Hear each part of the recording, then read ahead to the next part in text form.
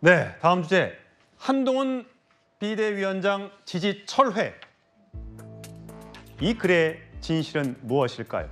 자, 한동훈 공천에서 YS가 보인다. 이 소식까지 묶어서 준비했는데, 자, 총선 앞서 말씀드린 대로 80일 정도밖에 안 남았습니다.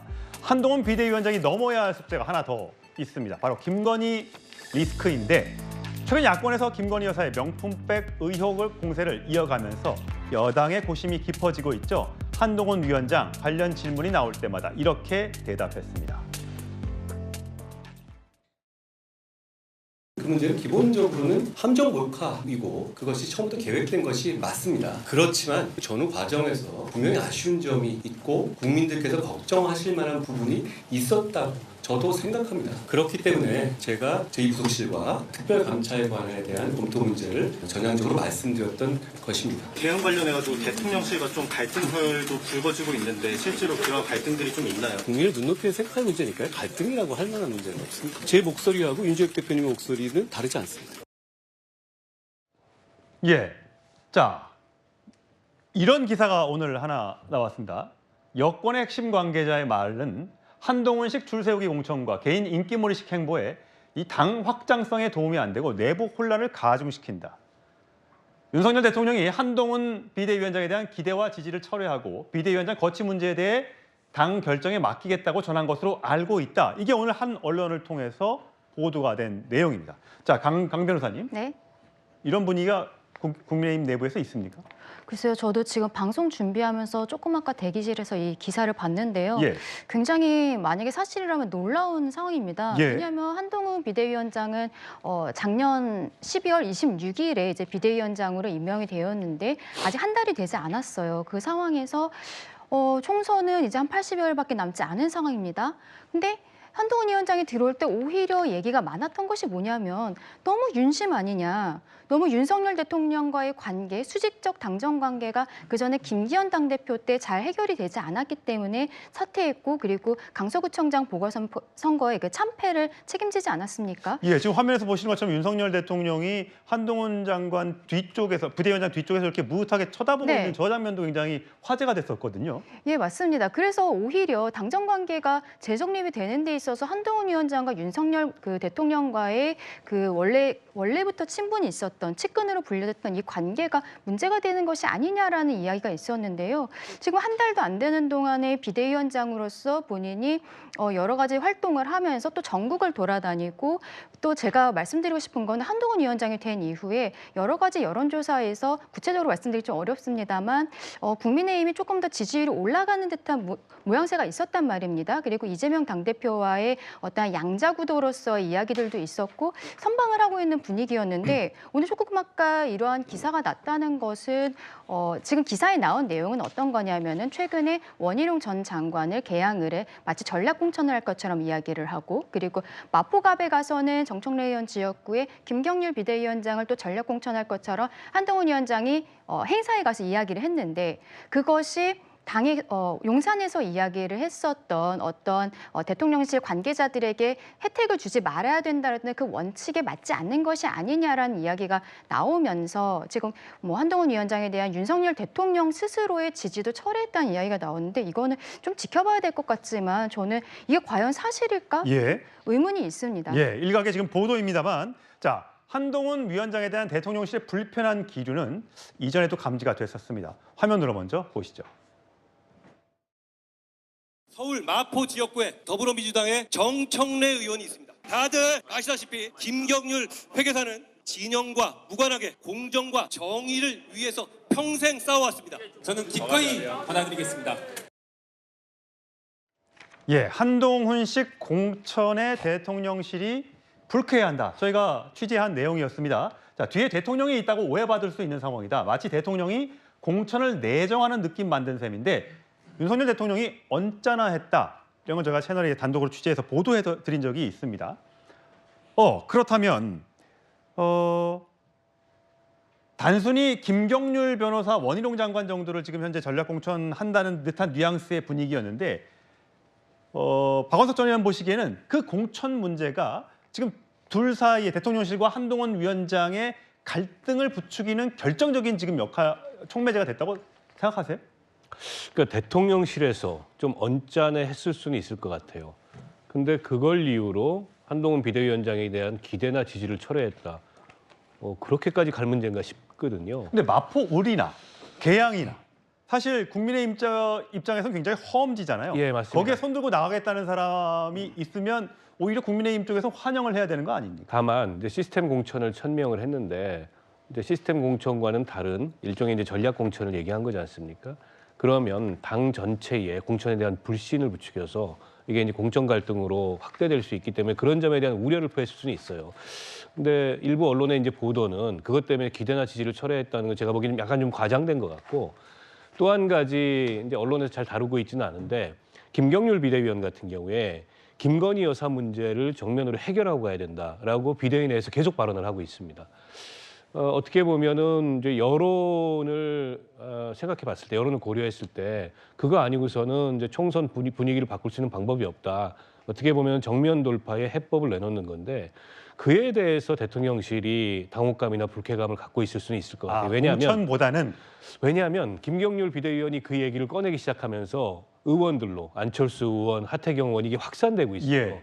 그래서 수도권 전체 지금 원내외 의원들이나 당직 이 당협위원장들의 분위기가 아니 그렇게 해야 총선 치를 수 있는 거 아니야 이런 분위기가 형성되고 있는 게 아마 대통령실로서는 이게 좀 불쾌했을 수 있거든요. 그래서 제가 보기엔 마포울 그거는 그냥 형식적인 구실일 것 같고 그보다는 김건희 여사 문제에 대한 공론화가 당내에서 이렇게 이루어지고 있는 거에 대한 불쾌감이 아닐까 저는 그렇게 읽고 있습니다. 네, 이준석 개혁신당 대표는 SNS에 이런 글을 올렸더군요.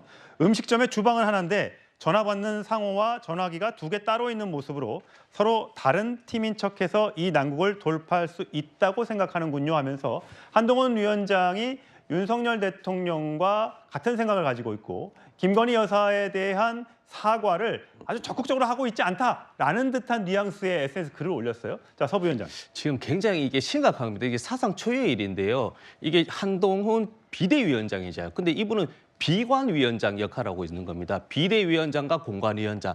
비대위원장은 공천에 대해서 관리하거나 누구를 추천하고 손을 들고 하는 권한이 없습니다. 공천관리위원회에서 후보가 오면 이것을 최종적으로 공천장을 주면서 그걸 이후에나 손을 들고 해서 운동을 해야지 이렇게 사전에 정말 뭐 시스템 하면서 저게 사당화의 증거거든요. 저렇게 해서는 안 되는 겁니다. 공당에서 사상 초유의 일이 발생한 것이고 두 번째 문제 특히 손을 들었던 후보가 김경률입니다. 김경률. 이분이 유명했던 게 조국 흑서인데 지금 건희 흑서를 쓰세요. 이분이 저도 여야를 떠나서 문제 제기를 할 수 있지만 그래도 대통령의 배우자인데 마리 앙뚜아네트 비교합니다. 건희 앙뚜아네트처럼 사치, 난잡한 사생활 이런 식으로 크게 부풀려서 하다 보니까 명품백 받은 문제만 제기하면 되는데 지금 건희 흑서를 쓰다 보니까 대통령실 입장에서는 이게 문제 제기가 아니고 이게 더 확산되는 겁니다. 그렇기 때문에 비관위원장의 역할에 대한 문제제기 하나 그리고 김경률에 대한 이분도 비대위원이에요. 이분이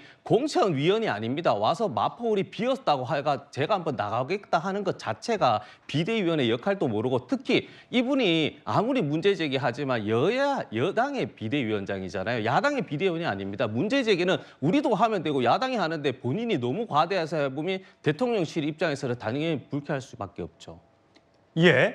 자, 좀 자막이 밑에 흐르고 있는데요. 한 일부 매체 보도에 따르면 윤석열 대통령과 한동훈 비대위원장 어느 때보다 단단하다 이런 지금 보도도 나오고 있습니다. 저희가 그러면서 고위 참모가 윤석열 대통령과 한동훈은 오랜 신뢰관계를 갖고 있기 때문에 이런 지금 최근에 제기됐던 그런 언론 보도는 사실이 아니다라는 뉘앙스의 보도도 있다는 사실을 전해드리면서 자, 지난 대선 과정에서 윤석열 대통령의 수행 비서를 했던 이용 국민의힘 의원이 이렇게 글을 올렸습니다. 국민의힘 의원 단톡방에 이런 내용의 그 글과 보도된 내용을 같이 올렸는데 이렇습니다. 김정숙 여사, 김혜경 여사, 김건희 여사의 손으로 죄질이 크다.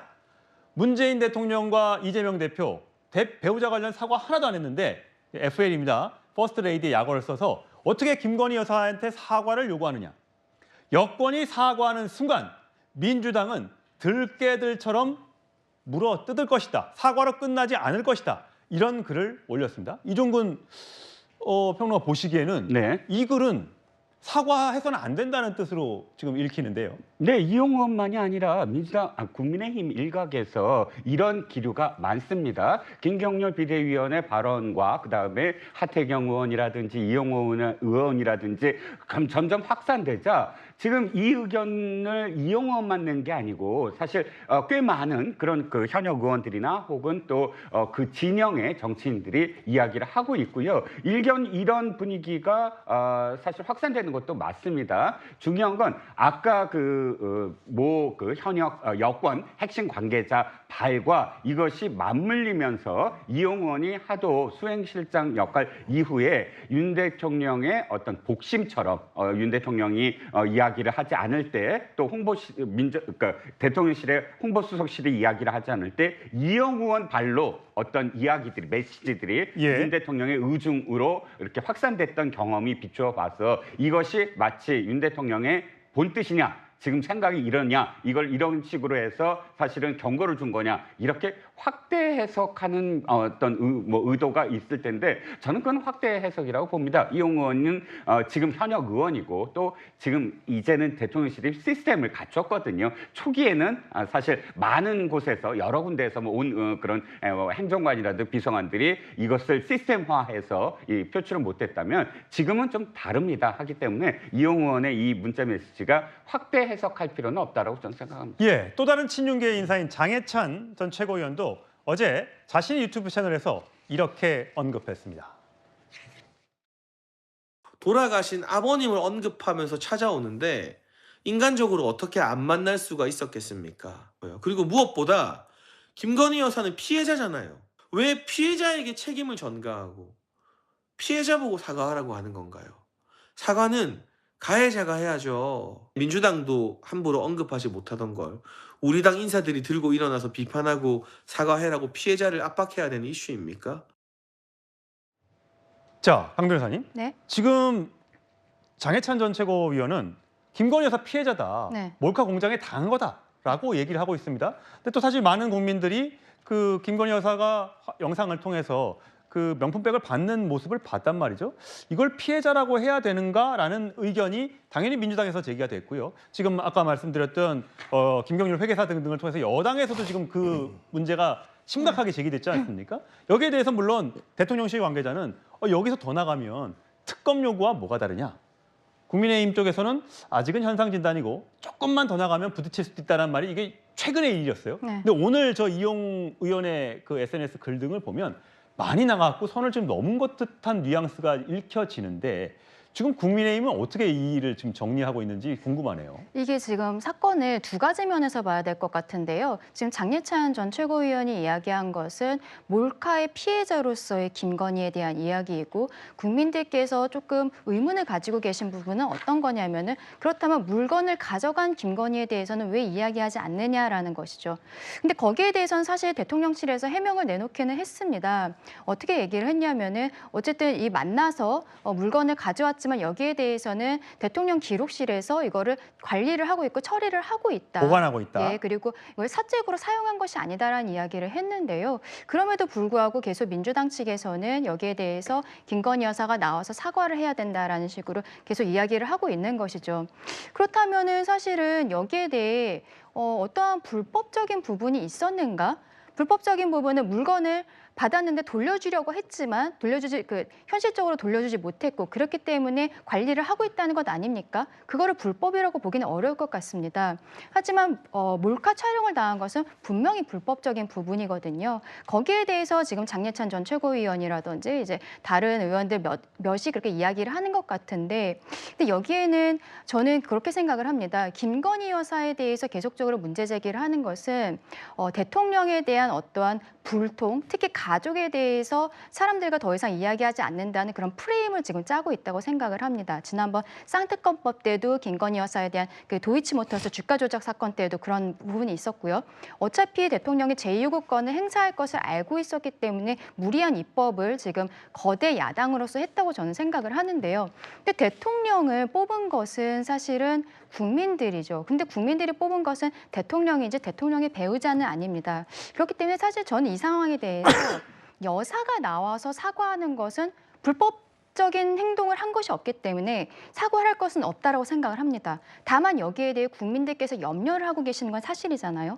이거에 대해서는 책임을 지는 주체는 저는 대통령이 되어야 될 것이라고 생각을 하고 대통령이 지금 용산 참모들과 신년 기자회견을 하는지 여부에 대해서 좀 논의를 하고 있는 것으로 알고 있는데요. 저는 이게 신년 기자회견이 되든 아니면 어떤 특정 언론사와의 대담이 되든 간에 국민들께서 가지고 있는 염려에 대해서 대통령이 알고 있고 대통령실에서 여기에 대해 정기 처리하기 위해 노력하고 있다는 그런 대통령이 스스로 이야기하는 부분은 좀 필요하다는 생각입니다. 예, 대통령이 현재 신년 기자회견을 특정 방송사와 하는 방안을 거론하고 있다는 보도가 나왔는데 질의응답은 안 받는다 그런 얘기도 있습니다. 어떻게 이 문제를 처리할지 보겠고요. 자, 강선우 더불어민주당 대변인이 오늘 이런 논평을 내놨습니다. 대통령실이 몰카 공작, 의도적 접근이라며 온갖 연막을 피워 물타기를 해도 김건희 여사가 명품백을 받았다는 사실은 달라지지 않습니다. 김건희 여사만 거론되면 윤석열 대통령부터 대통령실 참모들, 한동훈 위원장, 국민의힘까지 모두 작아지는 것이 참담한 현실입니다. 예, 서 의원님. 네, 저는 변호사님 말씀도 그렇고 이제 국민의힘 인식하는 게 진짜 참담한데 이게 불법입니다, 불법. 이게 대통령이 선물을 받은 게 아니고요. 대통령의 배우자 사인이잖아요. 이 부분이 30만 원도 아니고 3만 원도 아니고 300만 원의 명품을 2022년 9월입니다. 1년 6개월 지났는데 이게 대통령실 목록에 보관되어 있다잖아요. 그걸 왜 보관하나요? 그 반환해야 하고 반납하고 문제제기 해야 되는 것이죠. 한 예로 만약에 그런 논리라면 국민의힘 공천 있잖아요. 공천 헌금, 하영재, 박순자 이분이 공천 헌금 받았단 말입니다. 그럼 이 헌금 받아가지고 그냥 안 쓰고 집안에 가만히 두면 이게 불법인가요? 아닌가요? 지금 그리고 국민들은 걱정하는 게 아닙니다. 김건희 여사를 분노하고 있어요. 그래서 한 글자씩 다 틀려요. 몰카 공작이 아니고 몰래 받은 공작이 아니고 공정하지 않은 거에 대한 문제 제기하는 것이고 민주당도 그렇고 국민들도 사과하라는 게 아니고 수사를 받으라는 겁니다. 그러니까 이런 부분에 대해서 인식 차이가 너무나 크니까 지금 국민들이 더 분노하는 겁니다. 예, 이종원 의원. 아니 그런데 공작 그 정도는 민주당도 인정을 해야지요. 서울의 소리라는 이미 경선 과정, 대선 과정에서 공작을 했던 매체가 그 매체라고 할 수 있을까요? 지금 예를 들어서 채널A나 동아일보가 일부러 어떤 사람을 동원을 해서 이 몰카 카메라를 채워주고 그 돈 300만 원이든 3천만 원이든 그 돈을 그 백을 통해서 그것을 받게 하는 장면을 찍었다면 그것이 언론입니까? 당연히 그 자체를 행위 자체가 성립이 안 되는 건데 그런 행위를 해놓고 계속 이건 공작이 아니고 받은 게 문제다라고 이야기한다면 그건 말이 안 되는 것이고요. 예. 똑같이 분노한다면 김정숙 여사와 김혜경 여사에 대해서는 그러면 분노하지 않습니까? 민주당은 당시에 그 정권 때 문재인 정부 시절에 관봉권 그러니까 항구은행에서 그대로 묶어서 나온 그 돈을 갖고 이 디자이너에게 건넨 그 상황도 사실 해명 하나도 안 됐습니다. 어떻게 영부인이 관봉권을 현금으로 해서 그것을 지불했는지 근데 지금까지 어떻게 됐냐면 국가기록원에 다 들어가 있습니다 하고 한 번도 그 해명을 제대로 안 하고 있잖아요. 그렇게 얘기한다면 그 해명부터 제대로 한 다음에 똑같은 잣대로 지금 문제 제기를 하셔라는 겁니다. 예, 박원석 의원님. 아니 몰카 공작임을 인정해야죠. 몰카 공작인 것만 분명하고요.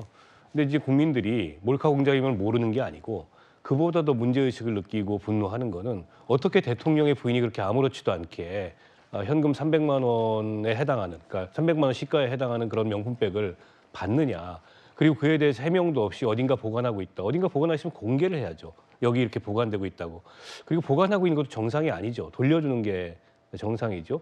그 장면을 온 국민이 봤어요. 근데 지금 대통령실이나 여당의 태도가 이게 과연 해명이 되냐는 거죠. 그래서 저는 악재를 계속 누르고 있고 악재를 쌓고 있다고 생각해요. 저는 김경률 비대위원의 얘기가 정확한 얘기라고 봅니다. 이거 묵혀가지고 총선 못 치러요. 그리고 이거 총선 때 되면은 온갖 SNS를 통해서 이 장면이 계속 돌고 회자가 될 텐데 그거 어떻게 감당하려고 그러죠? 예, 참 여당 내 또 민주당 내에서 김건희 여사에 대한 공세가 점점 강화하고 있는 상황에서 한동훈 비대위원장 국민 눈높이를 얘기했었는데 자, 국민 눈높이가 어디에 있는지 여당은 아마 생각을 좀 해봐야 될 것 같죠?